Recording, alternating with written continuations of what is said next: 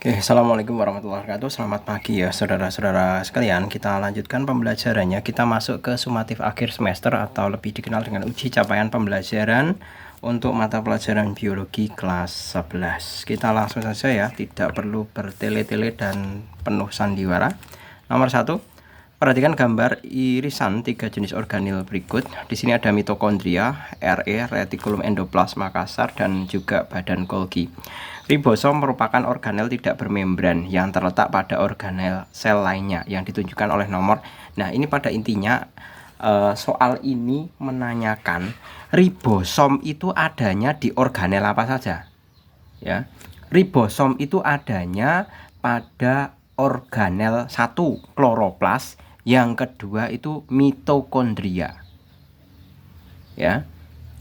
Karena apa? Ribosom itu kan berfungsi untuk mensintesis protein. Nah, di kloroplas dan mitokondria itu ini. Nah, kloroplas itu ada di mana? Ada di bagian Re kasar. Ya. Jadi kita bisa menyimpulkan bahwa ribosom itu merupakan irisan dari mitokondria dan juga bagian kloroplas.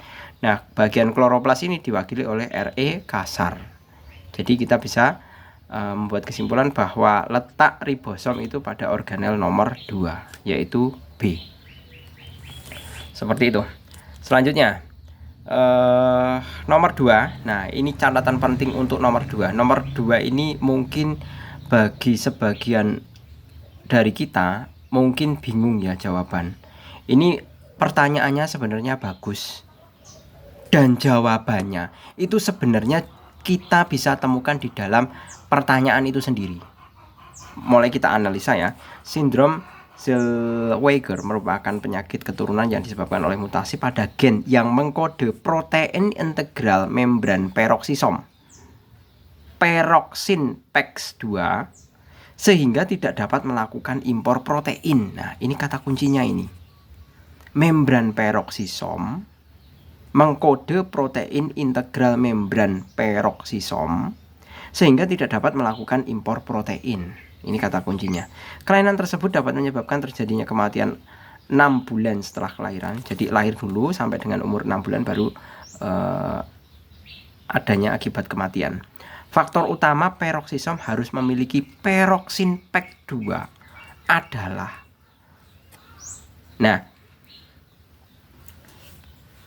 jawabannya kita bisa analisa dari sini. Peroksin PEX2 itu sebenarnya berfungsi untuk apa toh?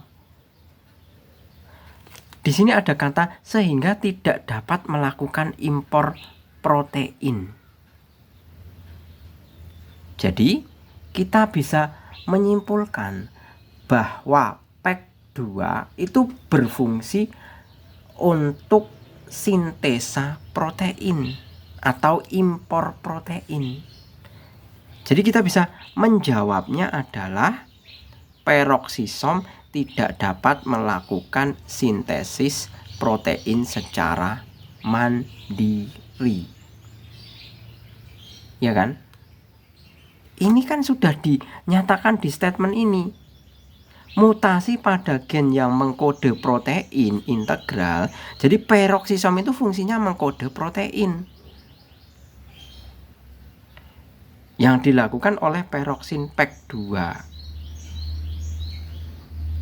sehingga tidak dapat melakukan impor protein. Berarti faktor utama peroksisom harus memiliki peroksin PEX2 ini adalah karena peroksisom tidak dapat melakukan sintesis protein secara mandiri. Yang sintesis proteinnya dilakukan oleh peroksin PEX2. Seperti itu. Jadi nomor 2 adalah yang A. Nomor 3. Seorang peneliti menyuntikkan senyawa yang dapat menghambat mikrotubulus berkelompok sehingga tidak terbentuk 3 buah mikrotubulus yang tersusun secara paralel. Hal tersebut mengakibatkan pembentukan organel tertentu di dalam sel akan terhambat. Akibat lain yang terjadi jika proses ini terjadi terus menerus adalah, nah, Sekarang saya tanya dulu, kalian tahu ndak ini masalah apa yang ditanyakan itu? Mikrotubulus itu di bagian apa sih? Mikrotubulus itu pada saat apa itu? Yang mitosis meiosis itu pembelahan sel. Ya.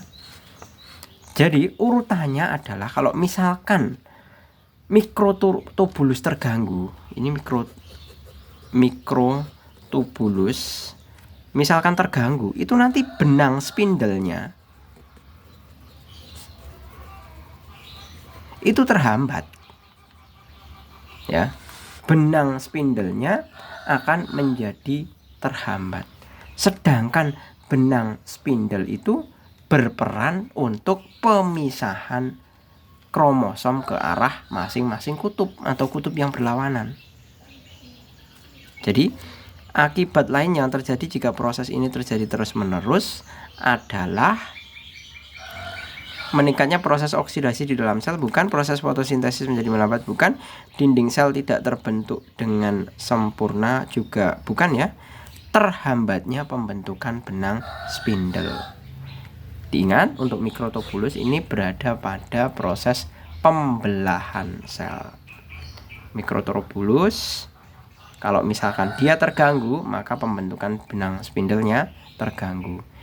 Selanjutnya kalau benang spindle terganggu, maka pembelahan sel atau kromosom ya, pembelahan kromosom ke arah kutub yang berlawanan itu juga akan menjadi terhambat. Jadi jawabannya adalah yang D. Kemudian nomor 4. Seorang laki-laki mengalami cedera patah yang menyebabkan otot depressor mandibula kehilangan kemampuan berkontraksi. Jika dibiarkan tanpa adanya pengobatan, gangguan yang akan terjadi adalah, nah ini depressor mandibula itu tentunya di mulut ya. Bener nggak? Di mulut itu. Coba tangan, oke, bener. Tangan terasa kaku ketika diangkat ke atas, ini bukan ya. Mulut sulit untuk membuka maupun menutup. Nah, ini ada mulut ya kuncinya. Kepala bukan, jari jempol bukan. Mandibula, maksila mandibula itu adanya di mulut. Ya. Jadi jawaban nomor 4 adalah yang B. Kemudian nomor kelima. Tidak semua otot rangka pada hewan berwarna merah. Ada beberapa hewan yang memiliki otot berwarna putih. Otot yang berwarna merah disebabkan banyak mengandung. Kita pakai logika aja ya. Kalau yang namanya otot merah, otot itu kan banyak terdapat sel darah. Sel darah itu kan mengangkut oksigen. Nah, merahnya itu bisa diakibatkan oleh oksigen yang diangkut di dalam sel-sel darah merah. Tapi tidak keseluruhan ya. Oke, lebih tepat keterangannya adalah bahwa otot yang berwarna merah itu mengandung miofibril. Proteinnya itu ya, miofibril. Ini senyawa protein yang mengikat O2 atau oksigen. Nah, miofibrin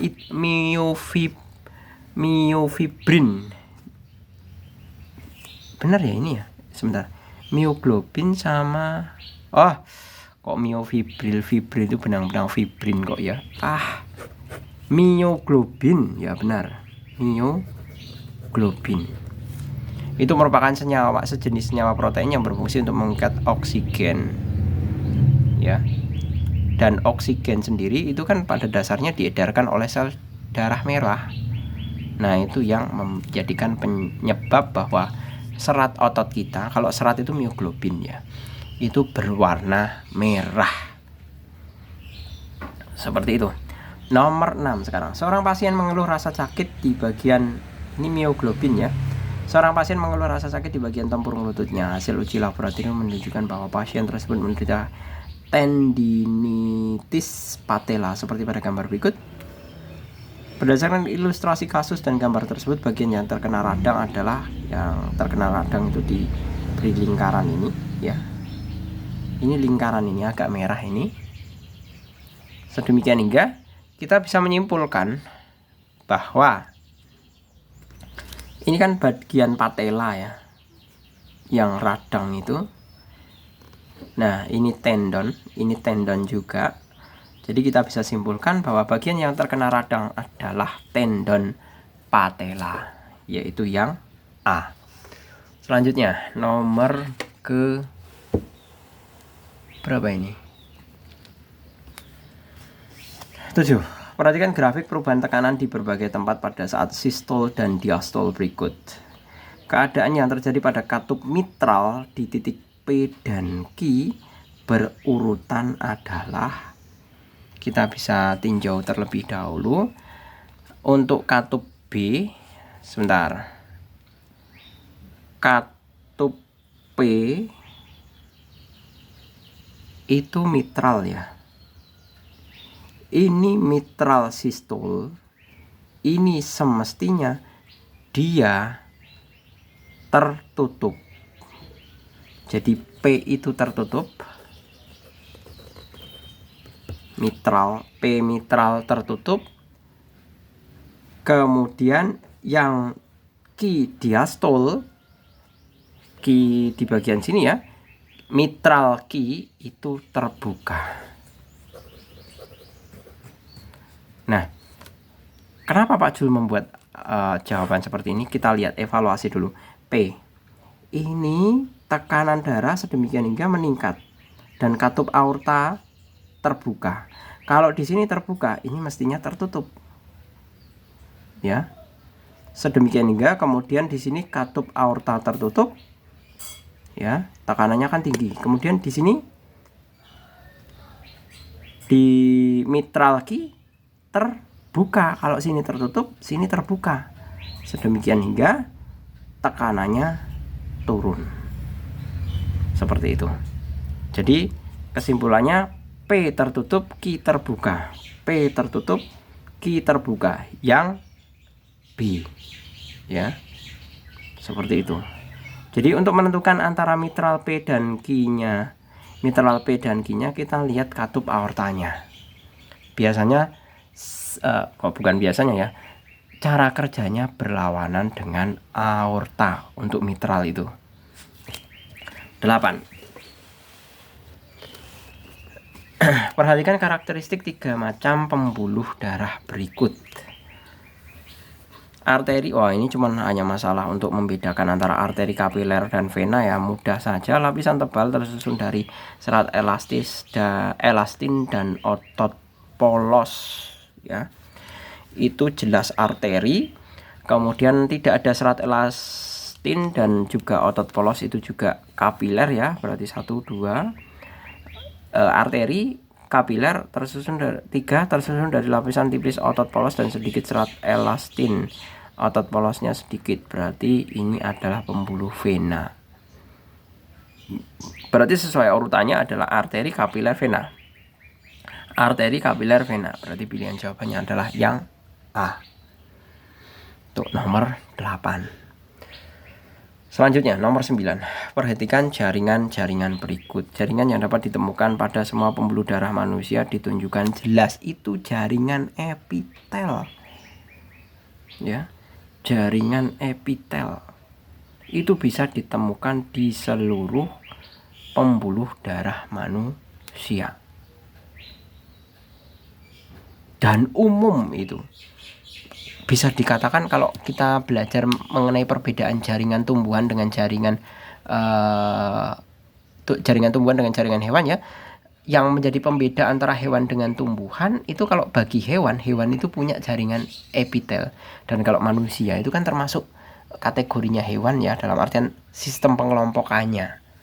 Maka dari itu, karena secara struktur anatominya banyak mengandung jaringan epitel, itulah yang menjadi pembeda antara hewan dengan tumbuhan. Dominannya jaringan epitel. Nah, kalau diminta ini pertanyaan kasus 9, jaringan yang dapat ditemukan pada seluruh pembuluh darah manusia, baik darah merah, putih, keping darah, trombosit, itu adalah jaringan epitel yang E. 9. Selanjutnya nomor 10. Wah, ini urusan sama mitral lagi nih kayaknya. Perhatikan gambar struktur jantung berikut. Saya buat pertanyaan. Saya bacakan pertanyaannya, maksud saya. Pertanyaannya, pasangan antara katup dan bagian yang ditunjuk oleh nomor 1, 2, 3 dan 4 adalah katup 1. Katup 1 itu adalah mitral ya. Gini aja, Pak Jul tidak lihat jawaban terlebih dahulu. 1 ini adalah mitral. 2, nah ini 2 diantara ini itu adalah tricuspidalis.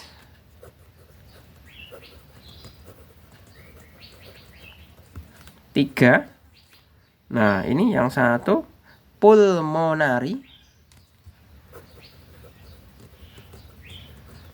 4 adalah semilunar. 4 itu kan di tengah-tengah ini ya. Ini termasuknya gambar baru loh ini. Selama Pak Jul dulu SMA itu belum pernah menerima sampai sedetil istilah, sampai sedetail ini gitu. Ini Pak Jul analisanya aja harus buka buku John Campbell. Buku biologi John Campbell itu buku biologi umum. Buku biologi umum yang biasa dipelajari di saat kalian mendapatkan mata kuliah. Kalau kalian kuliah di FMIPA ya, itu ada mata kuliah namanya biologi umum. Biasanya rujukan buku yang bagus itu adalah bukunya dari John Campbell. Pak Jul terpaksa buka buku ini untuk mencari ini. Seperti itu. Jadi kita cocokkan ya. 1 mitral, 2 tricuspidalis, 3 pulmonari benar, 4 semilunar. Nah, berarti jawabannya adalah yang A.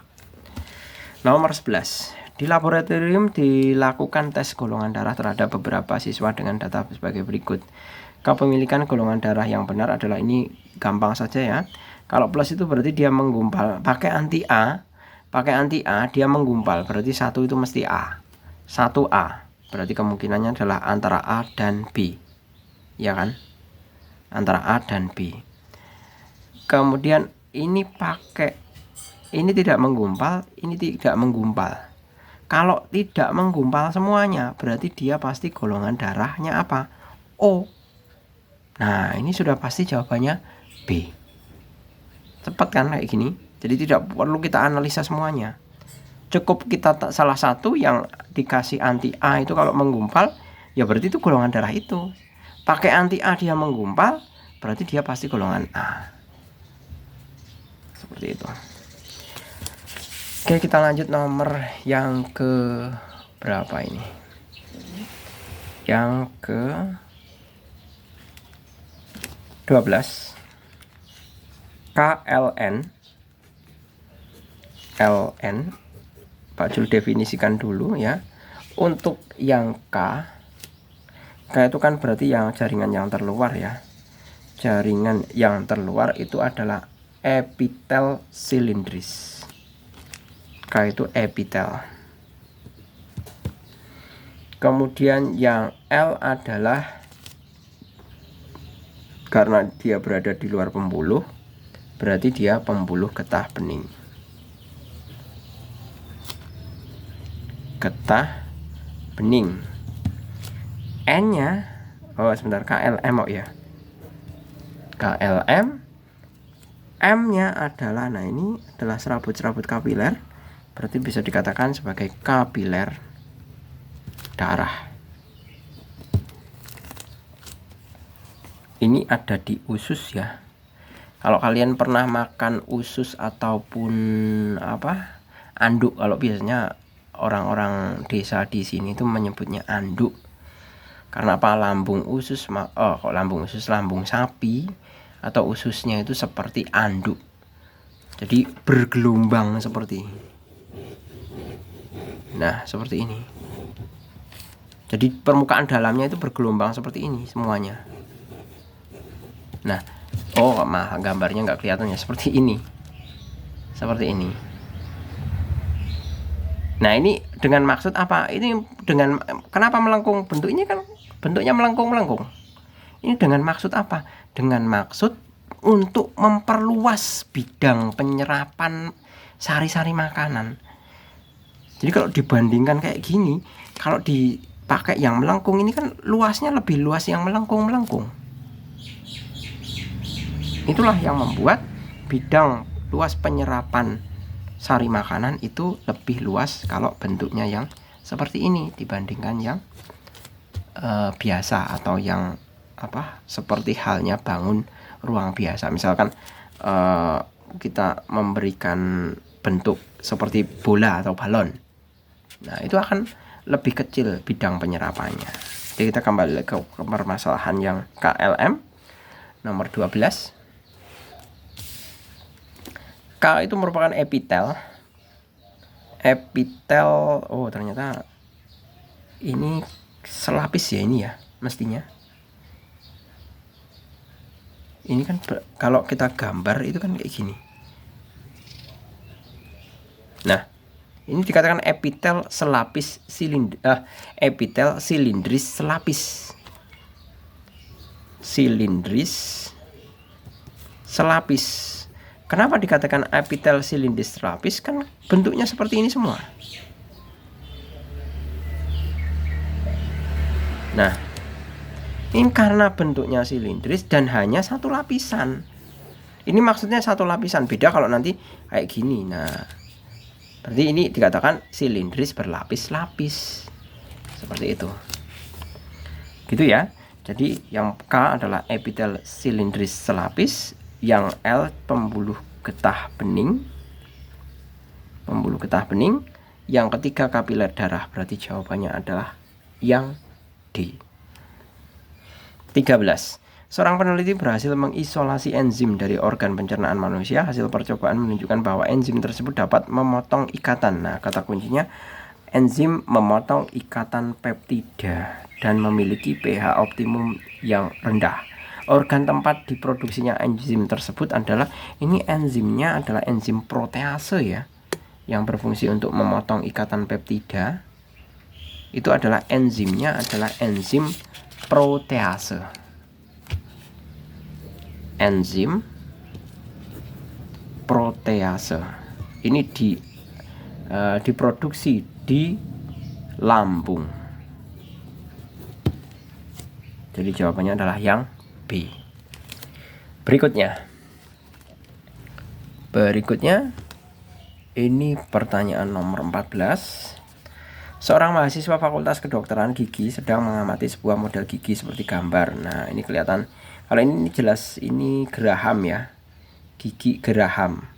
Gigi dengan model seperti pada gambar nomor 1 berada pada gambar 2 yang ditunjukkan oleh nomor. Kalau gigi geraham itu berada pada bagian belakang, yaitu nomor 5. Sehingga jawabannya adalah yang E. Selanjutnya nomor 15.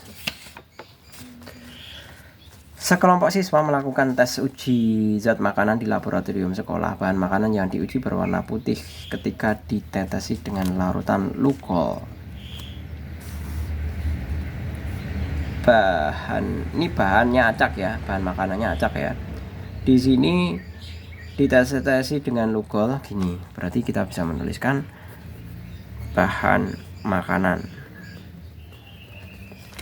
Di situ ditetesi lukol plus lukol jadi warna coklat. Kemudian kalau ditetesi dengan larutan biuret warna ungu. Biuret ungu. Nah, kalau ungu ini pasti dia mengandung apa? Protein. Save dulu, berarti dia mengandung protein. Namun dia ditetesi lagi pakai Benedict, dipanaskan, warna merah bata. Benedict dipanaskan jadi merah bata, itu sudah bisa dipastikan bahwa dia mengandung glukosa. Nah, ini uji makanan ya. Ini diingat-ingat.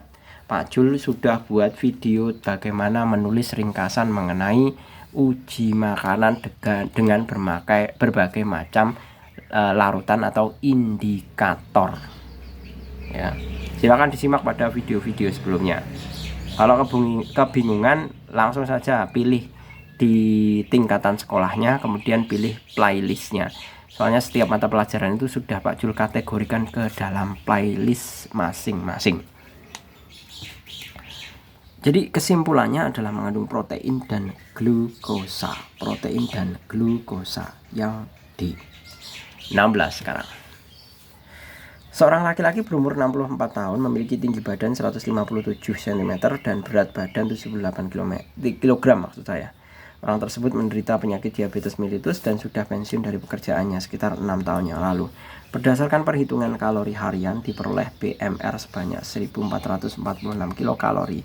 Namun ahli kesehatan menyarankan bahwa kebutuhan kalori harian untuk penderita diabetes mellitus hanya 25 kilokalori per berat badan ideal. Setiap hari makan 3 kali dengan perbandingan makan pagi, siang, dan malam 3:4, 3:2.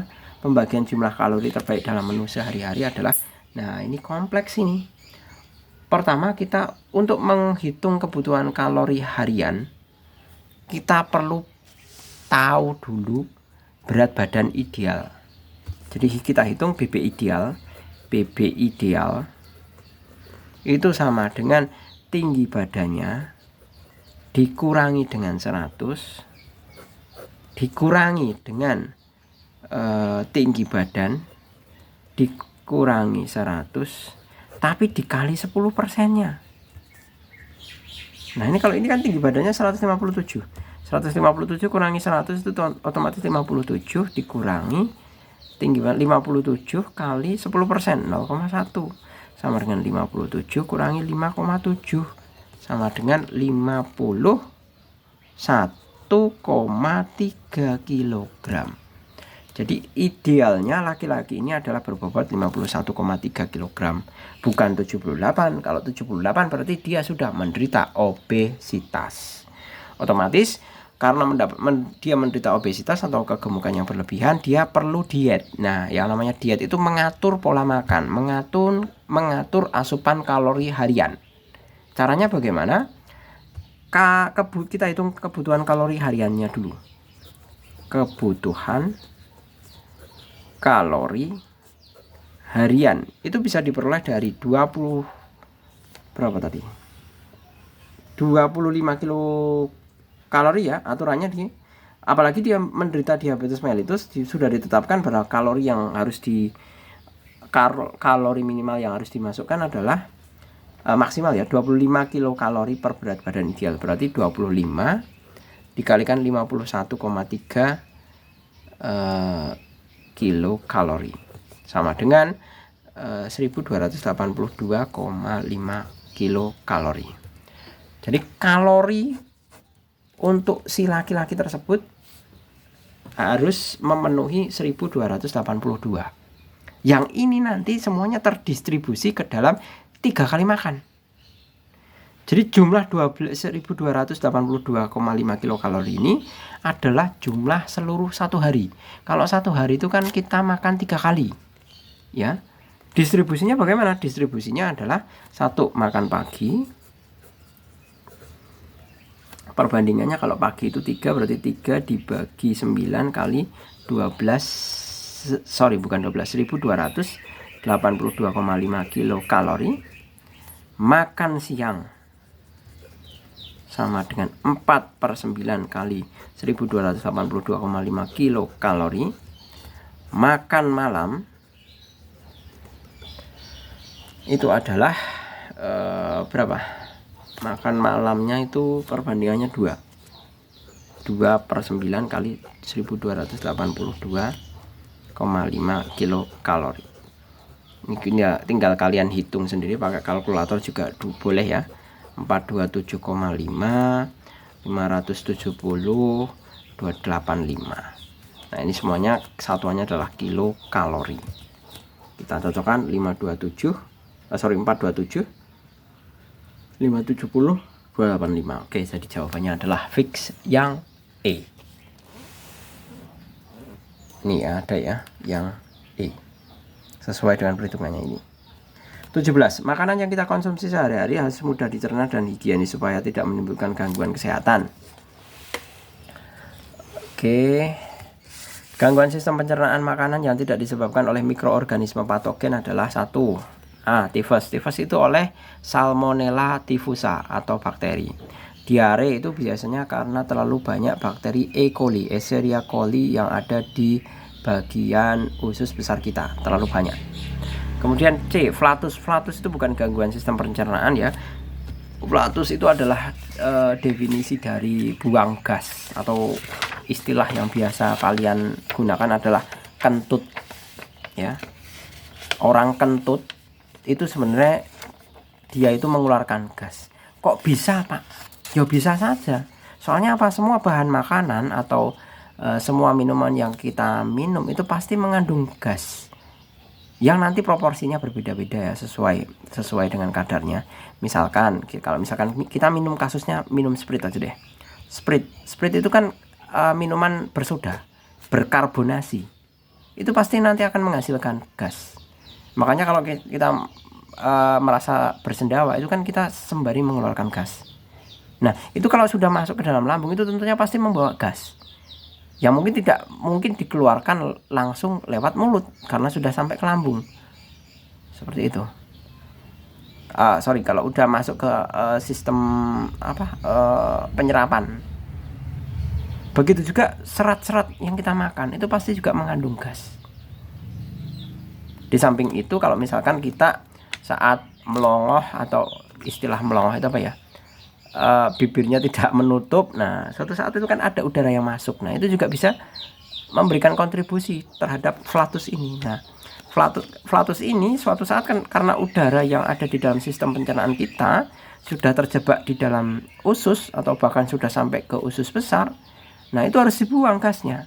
Nah, proses apa? Prosesnya adalah kentut itu tadi. Ya. Kentut ini, atau ilmiahnya adalah flatus. Makanya biasanya kalau orang-orang yang sedang sakit itu kan susah buang angin ya, susah kentut. Tapi kalau sudah dirasa dia itu sudah bisa kentut, itu kayaknya perasaannya kan lega. Rasa begah di dalam perut itu kan menjadi berkurang. Nah, ini tidak ada hubungannya ya dengan gangguan sistem pencernaan. Kemudian konstipasi. Nah, kalau konstipasi itu wajar, sembelit, susah buang air besar. Nah, itu bukan karena mikroorganisme, tapi dia kurang serat. Kalau karies gigi itu karena bakteri. Jadi jawabannya yang tepat 17 adalah konstipasi, yaitu yang D. 18. Fase inspirasi dan ekspirasi terjadi pada pernapasan perut ataupun pernapasan dada. Mekanisme pernapasan pada gambar tersebut adalah ini pernapasan dada ya. Iya, bukan. Pernapasan dada mestinya.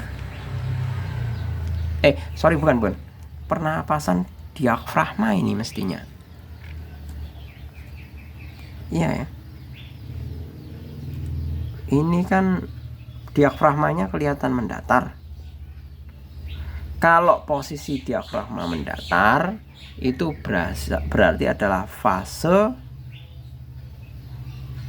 mengeluarkan nafas. Apalagi ini ada tanda panahnya.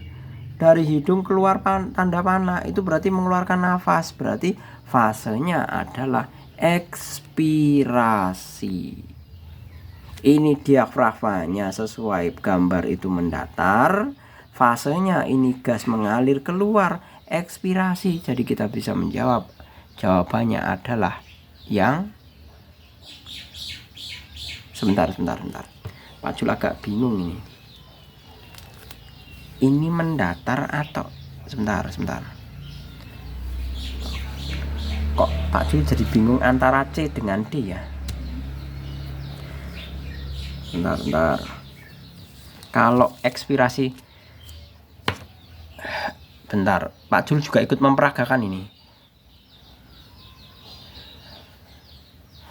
Diafragma relaksasi fasenya jelas. Kalau ekspirasinya tadi kan diperoleh dari tanda ini ya. Kalau mengenai posisi diafragmanya saat ekspirasi atau saat menghembuskan nafas adalah kondisi relaksasi. Jadi jawabannya adalah yang C. Jadi kalau kalian lupa mengenai hal-hal ini, kalian coba menghirup atau memperagakan. Kemudian kalian bisa memegang rongga dadanya, kalau misalkan kasusnya pernapasan dada ya, sama memegang diafragma. Diafragma itu di bawah rongga dada. Jadi kita bisa merasakan apakah otot kita tegang. Kalau tegang itu kan kontraksi, kalau tidak tegang itu kan berarti relaksasi. Seperti itu. Jadi kalau kalian paham konsepnya, bisa memperagakan, mengerti, itu sampai kapanpun kalian akan tahu, bisa menjawab semua jenis pertanyaan. Jadi tadi 18 adalah C. 19. Perhatikan gambar jaringan, nama struktur dan bioproses terkait sistem pernapasan berikut. Kita lihat ini keterangannya ya untuk KLM. Apa nih? KLMN. K dulu. K itu adalah kemana sih? K itu adalah silia. Silia adalah menggerakkan mukus.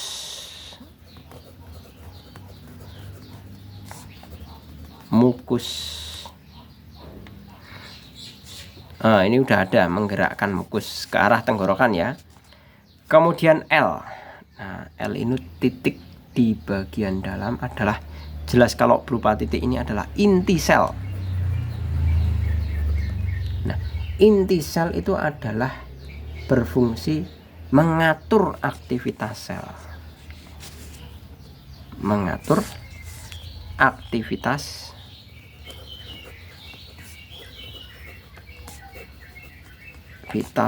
sel. KLM. Sekarang M. M ini di bagian dalamnya ya. Oh, bukan. Ini pasti ada sesuatu yang masuk ini. M adalah sel goblet. Ini sesuai dengan Pak Jul itu hanya mencocokkan ya, bukannya menebak ya. Mencocokkan. Di sini kan ada inti sel, ada sel goblet, kemudian jaringan epitel dan juga silia. Itu Pak Jul hanya mencocokkan. Sel goblet itu fungsinya adalah menghasilkan mukus.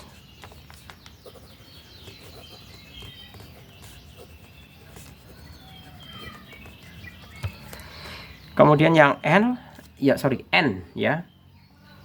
Yang N adalah jaringan epitel. Jaringan epitel itu melapisi dalam saluran pernapasan bagian atas. Kalau di sini ada ya, melapisi permukaan dalam.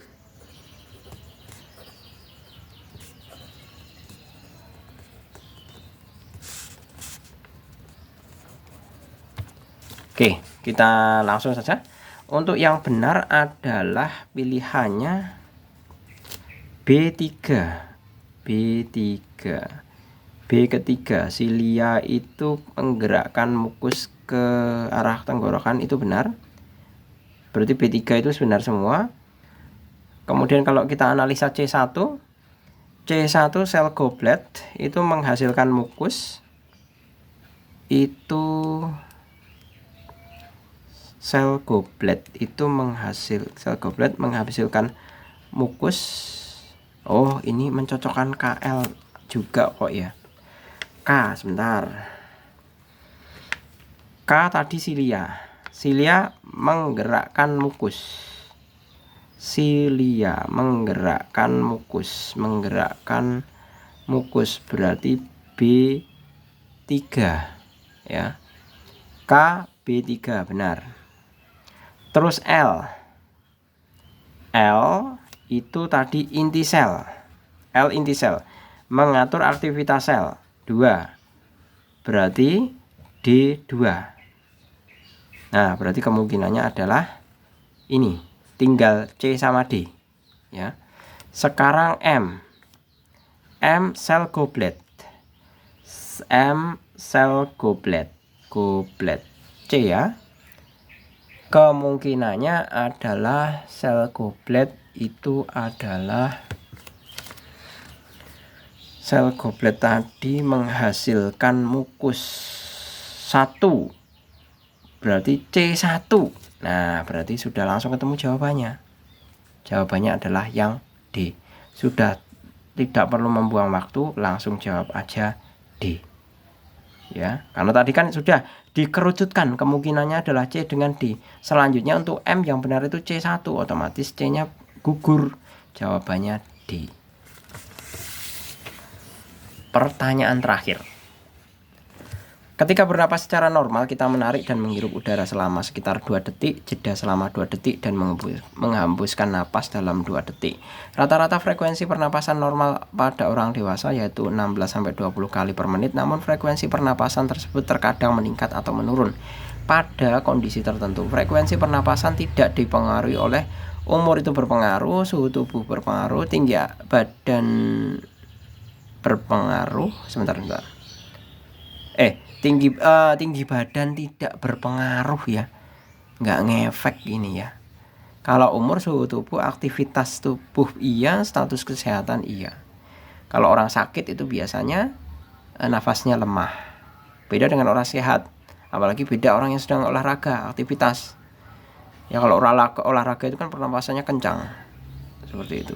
Begitu juga umur, bayi itu kencang, bayi itu lemah, semakin meningkat sampai usia produktif kencang, usia lanjut turun lagi, pernapasannya tidak kencang, seperti itu.